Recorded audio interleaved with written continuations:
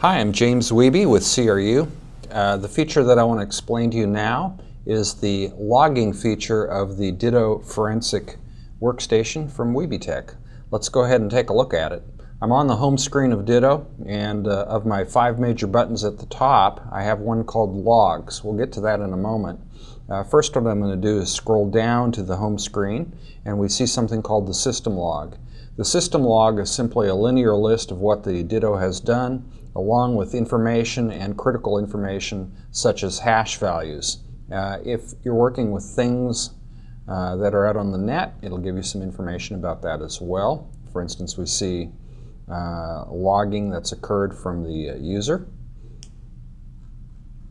And we also see the links that go directly through to the log files. They're highlighted. When I hover over them, we can click on through to them, and they will open up a particular entry in the logs.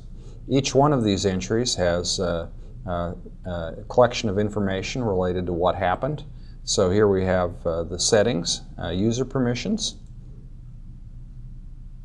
extended disk info before and after the action, and that's because we selected that in our configuration, including HDPARM and smart information. So we really captured a lot of information. We looked at the hard drive before and after doing something to it.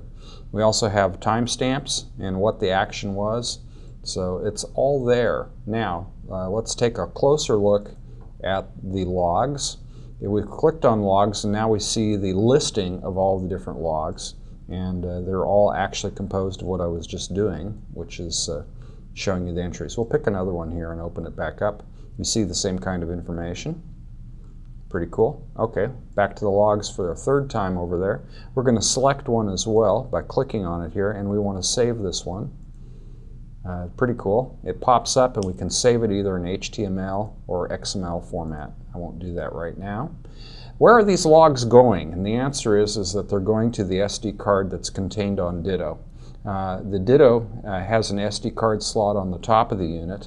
One of the really cool things is that the logs are saved on that SD card, and that allows us to pop it out. And that gives us some significant benefits. So I'm going to pop it out. I pulled it out right there. The instant that I did that and popped it out, we went back to the home screen, and we see that all of the log information has disappeared from our GUI. Well, of course, that's because we've removed the log information. There is a couple reasons that we've done it this way. The first is for customers who want to be able to work in a classified environment, the only thing that's volatile within Ditto is the SD card. And by pulling the SD card out, you can leave it behind to get your Ditto back out of a classified environment. The second reason is that there's a few situations where, for whatever reason, you don't want to create a log file of what you're doing. Ditto still works great, but if you pull the SD card out, it won't create a log file, and that's good news as well. The third reason is because the fact that we have it on an SD card means that we can walk the SD card over to our computer or laptop, pop it in, and directly download the contents of the SD card. And that's exactly what we're going to do. We're going to load the SD card into the computer, and we're going to see it pop up in the computer immediately. There it is. It's popped up. I'm over on the desktop. We see a couple of things there. One is the Ditto session logs. If we click that open, we see all the folders. That is exactly the same log information that we were just looking at a moment ago in Ditto. I'll go ahead and open one up. I'm not going to click it open from there, but there it is in XML format, ready for us to use. Okay, back from there. Now we're back to the root of the SD card, and we see that not only do we have a folder called Ditto Session Logs, we have a couple of other folders that seem to have date and time stamps and case and evidence stamps on them. What are those? It's really pretty easy.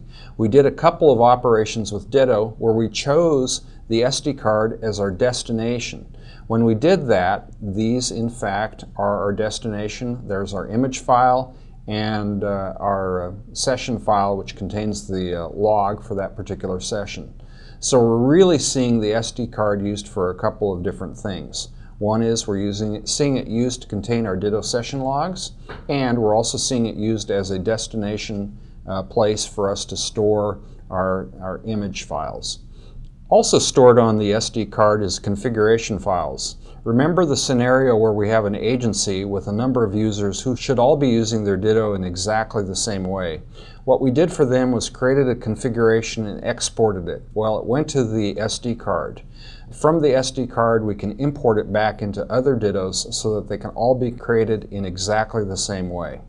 Very powerful, very easy to use. Transfer the SD card from Ditto to any computer, and just like that, you've moved your log files around.